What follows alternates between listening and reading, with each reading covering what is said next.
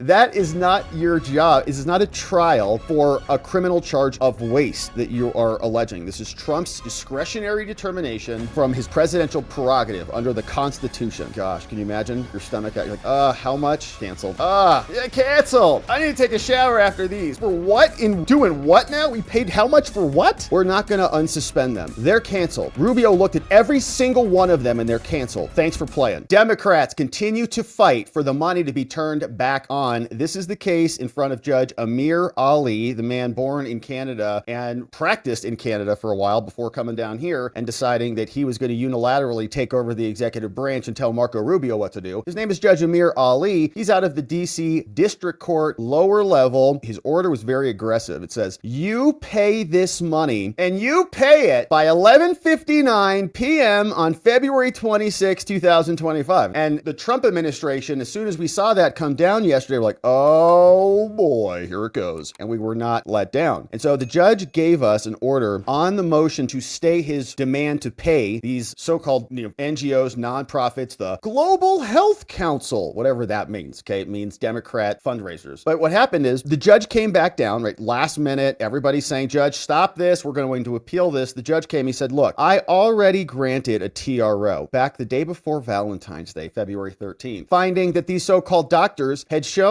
that Trump's blanket suspension, he writes, of congressionally appropriated foreign AIDS funds would cause them irreparable harm. Also said it was arbitrary and capricious under the APA. Didn't consider the immense reliance that were here at stake. Now, while the court did not grant plaintiffs the full scope that they sought, it did stop Rubio and Trump from continuing their blanket freeze. Over the nearly 2 weeks since, they say the so-called doctors have moved multiple times to enforce the court's order and hold Trump and Rubio and us, the American people, in contempt. Each time attaching evidence from these doctors, and we call them, the AIDS doctors, so-called, that the defendants have continued their funding freeze and evidence of irreparable harm. Now, in response, the court declined to hold them in contempt, but said, pay them their money. However, the court twice told Trump and told Rubio, to the extent that you have a blanket suspension, you are ordered to immediately, this is the judge, cease it and take all necessary steps to honor the contract. Neither Trump, their notice of appeal, nor anything else changes or challenges the terms of the TRO. So give them their money. Say they filed in the instant motion a stay. And again, the so-called doctors have said, we're still being frozen and it's going to cause severe harm and we're all going to die by the end of the week. They said that their motion is going to enforce only the most acute harm. And they say that they want at least the money for at least the work completed, right? So now their claim is kind of morphing. It's like, well, we've already done this work and we've already earned this money prior to February 13th. Remember, Trump came in on the 20th, issued the order subsequently thereafter. So they want like at least a month of pay after the fact, after it was ordered to be cut off. The date of this court's TRO. So pay us everything up until that date. Now, upon receiving the motion, and then Rubio went back and the State Department went back and started canceling contract by contract. So upon receiving the motion, and now 12 days since the TRO has been granted, the court held a prompt hearing, whatever. At the hearing, counsel for Trump acknowledged that the TRO foreclosed them from giving any effect or suspensions that were issued before February 13th. But I think that's kind of misstating it there, Judge. I think it's about that was issued before related to the executive order or to the memo from Rubio. The court asked counsel for the defendants, for Trump and the administration, if he was aware of steps to actually release those funds. He said, I don't know. I can't answer that. I don't run the Treasury. For this and additional reasons, the court granted the doctor's second round of motions to enforce this. Remember, the court ordered Trump to unfreeze the funds for work that was completed before February 13th, consistent with the order, gave him 36 hours to do it. The court made clear, although it was focusing on this aspect, it was not limiting the scope of its original TRO, ordered a status report. So Trump's basis for staying this appears to be that they can only partially unfreeze the funds. Trump's like, what? We can't even unfreeze this in like 36 hours. You gave us like, what? How much time? You want us to just start like dumping money out the window? What's wrong with you? This is not something that they have previously raised with this court. He's like, oh, well, you didn't tell me that it was going to take a long time for you to do this. And that is so, even though this is asking you to comply within an already articulated time frame. Any such schedule would have to take, you already have had 2 weeks to come into a compliance and you haven't done it. And so do it now. This is not grounds for staying this, and so just get it done. Trump's remaining arguments in the motion for a stay pending appeal demonstrate a shifting ground at this early stage, saying they say that injunctive relief here intrudes. Trump is saying this intrudes into the executive branch. How dare you come in and try to interfere with our attempts to minimize waste, fraud, and abuse? But the blanket suspension, the judge says, you're the one who's causing harm. This was congressionally appropriated funding, not for the specific entities that Trump has cut off. It's a pause. They've been canceled. The money's going to be spent as as Congress appropriated it, just not for your little tranny events in the Sahara. Said they didn't even attempt to argue that the action was justified or whatever. So this is the judge against justified. It's not your interpretation to justify where the money goes. This is the judge's substitution of his own presidential prerogative for Trump's. And he is not the president. And to date, Trump has not adduced any evidence about the possibility of waste and fraud beyond conclusory statements, right? And again, that is not your job. This is not a trial for a criminal charge of waste that you are alleging. This is Trump's discretionary determination from his presidential prerogative under the Constitution. There's nothing in there about, well, the judge gets to say, well, the president should have run it by me, and the judge thought it was a good decision, or the judge isn't elected by the American people, not accountable to the American people in the same way. Now, moreover, although Trump's motion to stay this refers to the prerogatives of the executive branch, it does so without offering any meaningful depth of analysis, and their arguments that the injunction under the APA is a sovereign immunity problem is underdeveloped. This judge is like, well, I don't really like your arguments, saying that the court is not even considering its own jurisdiction. That's not so. At a hearing on the motion, the court simply noted the purpose of the hearing was to understand their compliance, not to relitigate all this. However, the court at this stage considered its jurisdiction, saying, Trump, your undeveloped arguments at this point have not persuaded us that it's going to affect anything that I've done before, saying the parties also requested a briefing schedule to develop these arguments, and under that schedule, you recently filed your preliminary injunction brief, and we shortened the deadlines and more. So the court is prepared to hold a hearing on both of these on March 4th and issue another opinion soon. The purpose of this relief is to return to the status quo, right? And the blanket suspension of the funds was likely arbitrary and capricious. Like Trump just made it up out of his booty. It's coming out of nowhere. Arbitrary and capricious. Did the judge see any of the stories about where the money's going? There's like, no, that sounds great. It was a perfect use of money. I love tranny comic books. This judge, I go to Peru all the time. Says, indeed, and would have the opposite effect of rendering the court's TRO. So accordingly, the court denies Trump's motion for a stay pending the appeal. So in other words, that money still needs to be delivered by the close of business tonight, says Judge Amir Ali, born in Canada and then transferring here. He must be furious about that 51st state comment or something. But he's now taking control of the executive branch in ordering Rubio to pay that money and pay it now. It's their money. They want it now. Then Rubio dumped in some more stuff, including these attachments, and they're now invoking the power of the Marco. And here is what got dropped today after that order hit the docket. It says, all right, Judge, listen, this is Trump's clarification of a joint status report. It says, look, defendants, the State Department and Rubio, stated in the status report that as of this morning, the individualized review process has been completed for the USAID and the State Department, and that Secretary Rubio has now made a final decision with respect to each award on an individualized basis, affirmatively electing to either retain the award or to terminate it pursuant to the terms of the instrument, which is the contract, or an independent legal authority, some other independent source, right, that we've been screaming about here for this entire time, that they don't understand how that works, as inconsistent with national interests and foreign policy of the United States. Okay, so now we have the Secretary of State. It's not Elon or Doge or someone, some deputy somewhere. Rubio was nominated by the president,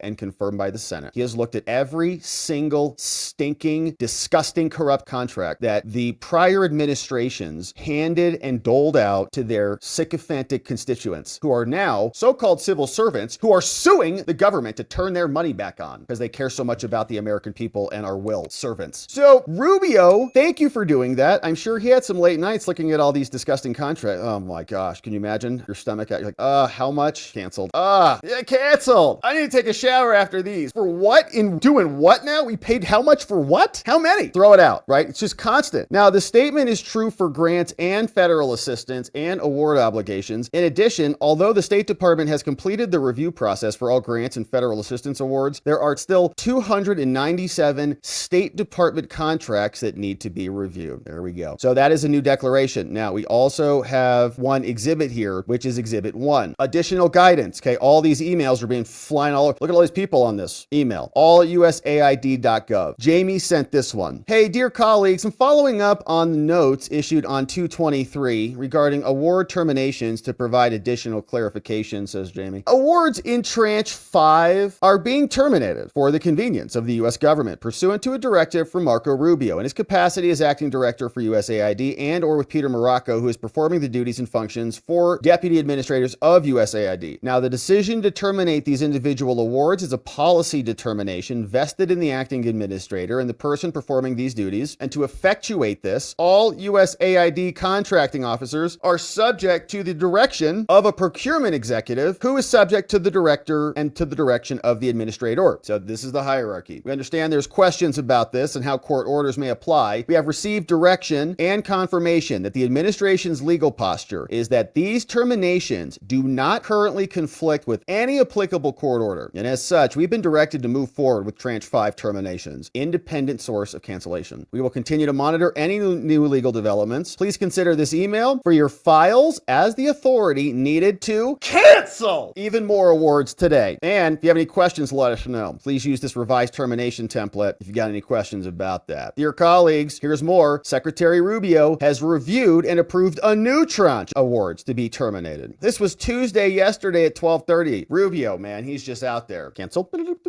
constantly. The list of Tranche 6 awards is available here. To streamline this, we've adopted a new process. I will be assigning warranted COs responsible. We'll provide automatically generated termination letters to ensure more and more. It's all very transparent. Here you go, Judge. This is how we're doing it. Here's another one that got dropped on Sunday over the weekend. Dear colleagues, here Rubio is reviewing these. As such, we've received direction. So please note in the tracker and explaining exactly, okay, all the things they're doing. These are all the emails. I can't believe how long it is. It's 53 pages of this stuff, emails about the cancellation. So Judge, look, if you actually think the reason they're doing this, it's a dump. Oh, Judge, you think it's arbitrary and capricious, you whack job in your little orders there? Well, how about this? How about you take a look at 53 pages of all the emails back and forth of how we consider this and how the Secretary of State, who is duly appointed and confirmed, just like you are, Judge, and much more accountable to the democratic process than you ever will be, since you can only be removed via impeachment. You want details of how this is happening? Here you go. There's one tranche of it. Now, there's more here, of course. You can see there were additional documents. Looks like it's probably going to be the Declaration of Morocco. There it is. Telling us, all right, Judge, since last night, and he just published this one for February 26, 2025. So Rubio and the State Department, they said, look, since last night when I executed a declaration, the process for individually reviewing each outstanding obligation has concluded, saying Secretary Rubio has now made a final decision with respect to each award, every single one. Rubio has now made the final decision affirmatively electing to retain either the award or terminate it, calling it inconsistent with national interest and foreign policy, saying notification letters will be distributed for the awards that are retained. Now, as a result, no USAID obligations will remain in a suspended state. So, Judge, we're not going to suspend anybody. You said unsuspend them. Remember, that was the order. Unfreeze them, unsuspend them. Guess what? We're not going to unsuspend them. They're canceled. Rubio looked at every single one of them and they're canceled. Thanks for playing. In total, nearly 5,800 awards were terminated and more than 500 awards were retained. You're all canceled. Get out. Trump saying defendants are committed to fully moving forward with the remaining awards and programs that Secretary Rubio has determined to retain. So there's nothing to unfreeze. They're canceled as of now. Now, since last night when I executed a declaration, the process for individually reviewing each outstanding State Department grant and federal assistance award has concluded. Rubio has made a final decision. The state is processing termination letters. Notification letters will be distributed for the retained award within 2 weeks. In total, 4,100 awards were nuked, 100 total retained. Of 711 contracts originally paused, so contracts different from awards, approximately 297 still need to be reviewed. The remainder have even been terminated or resumed. Now, Rubio authorized a bypass of normal payment processing procedures to pay the 10 plaintiffs' outstanding invoices for work performed before January 24th, 2025, okay? So they did get paid. So stop your crying about not getting paid. Trump came in, cut off the work, the fact that you kept working, and now you're demanding money for your wind down process. That's your problem, not the American people's. It is estimated that it will take 2 weeks for those payments to issue, but I've been advised that certain funds, like $11 million, Judge, they're still going to grift out of us, have been released and transferred to them this morning. So they're going to get their invoices up to the 24th. Trump took office on the 20th. Now, to date, the State Department will pay a total of $4 million to the two plaintiffs, HIAS DEFIES and the American Bar Association, great, the ABA, for work performed before January 24th. Those are going to take 2 days to process. Now, as to USAID, Morocco says, and for these plaintiffs, my understanding is that many of the payments they have requested lack complete invoices with all the relevant invoice work. Well, of course, yeah, it's probably fraudulent. Like, oh, wait. We have to actually like tell you what we did the work for? We don't want to put anything in there. It says memo. Do we have to fill that out now? No, don't fill that out. Don't put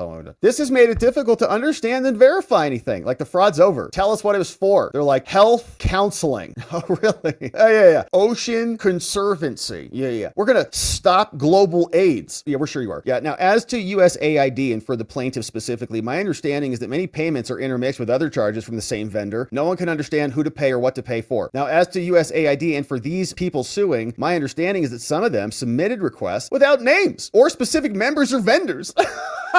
It's just like they're opening the floodgates. They're going nuts. Everybody's like, just submit your invoices. Remember how it was like during COVID? It was like, get your COVID money. Get it before it runs out. Same thing happening, which again makes it difficult to understand and verify the requested amounts. Now, as to USAID and for the plaintiff specifically, my understanding is that they're now requesting more than $250 million across 200 separate payments to more than 10 individual entities. Creating new payments and verifying this info would not even be possible today, Judge. So they're not going to get paid today, okay? It's like ridiculous. 200 payments for $250 million? It's nuts. We've already canceled them. Contracts are done. They're officially canceled, so you're done. The State Department has already expended $21 million in foreign assistance funding since February 13th, Judge. They got their money, and so they can just take it and eat it. So nothing is arbitrary and capricious, and you don't have any decision or ability to cancel this, to stop this from happening. So fun filing there from the Trump administration. All of this, of course, is in the District of Columbia. And so we're going to keep our eye on this and follow this case to see if the Supreme Court steps in or what happens. Thank you for subscribing and joining as we do.